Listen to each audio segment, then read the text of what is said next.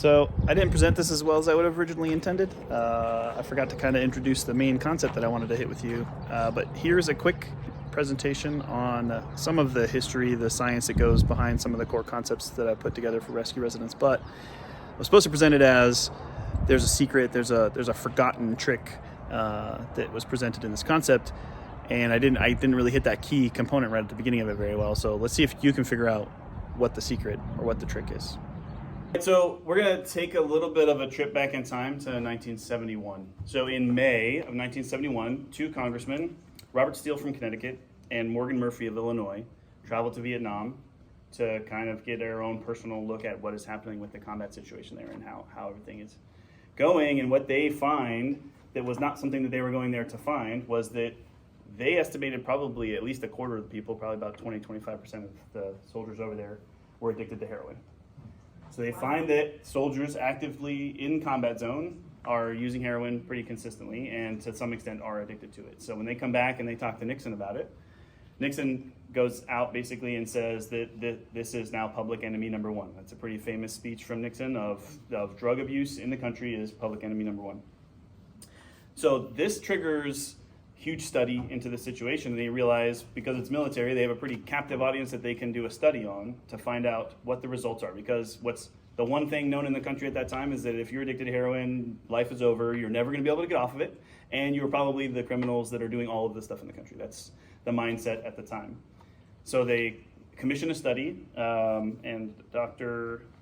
Jerome Jaffe is basically put in charge of it, initiates this whole concept of they will conduct a urinalysis of every single soldier coming out of Vietnam at the time, and no one will be allowed to leave if they test positive. They'll go through the process of getting clean before they come back, but then they'll also be put into a study. So they are participating in a study. So September 1971, 14,000 soldiers are leaving, 1,400 test positive, so about 10% test positive.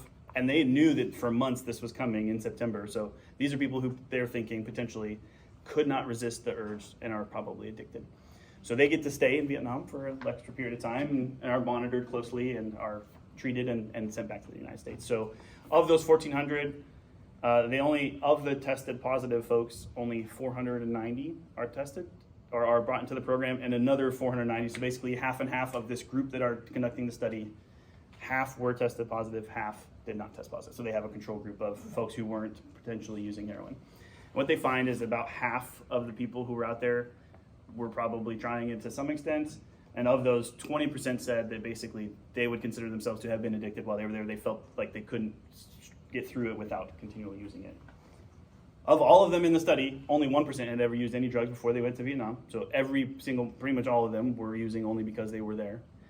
What they find is only 3 months later, coming back, having gone through cleansing in Vietnam, only 1% are using again. So despite the fact that everybody believes that this is a drug you cannot get out of, and if you look at studies from the time, resident treatment facilities running through in the United States, 90% of people going through them are ending up back on drugs. And 60% of those, like 60% of the people going through it, are within 6 months. So you're back addicted and probably back in a program. So what this finds out actually is that the number one change, and there's studies that feed off of that study and have all looked at the data for decades, is that the number one factor in actually changing something significant, a bad habit that you have or something hard in your life, is a change in environment. All they did was they went from Vietnam where they were doing it and they are now back home. And so when you go into a program, but then you end up right back in the same situation, right back in the same neighborhoods, right around the same people, all of your habits remain the same around this other bad habit you want to remove, you fall right back into it. So as a core component of what Rescue Residence does is a relocation to our ranch to go through the process of actually getting yourself back on your feet. So that's phase one. Phase two is job skills training to make sure you're prepared to move forward into the next part of your life. All the while that you're there, you're living in a converted ambulance that is a part of the property. It is a home that you can live in while you're there as you go through your process. And the final phase of it is to design and build one of your own so that you can continue that process of making sure that you are getting back on your feet by continuing to change your environment, going somewhere new and getting a new fresh start. And what I'm asking today is to help us build out one of those for our site, get the full, complete build. For $68,000, we're gonna build an entire home that someone can live in for the 4 to 6 months while they're going through our program. which is 10% of what you can build any door anywhere in Southern California for any of these programs. It's $700,000 average right now to build a facility that includes housing for people right now. It's about $700,000 per door. For $60,000, we're gonna build a home that they can live in while they go through this process. And in the end of it, we'll actually have them build their own and take it on with them. So it's transitional housing right now is what I'm asking you to help me fund.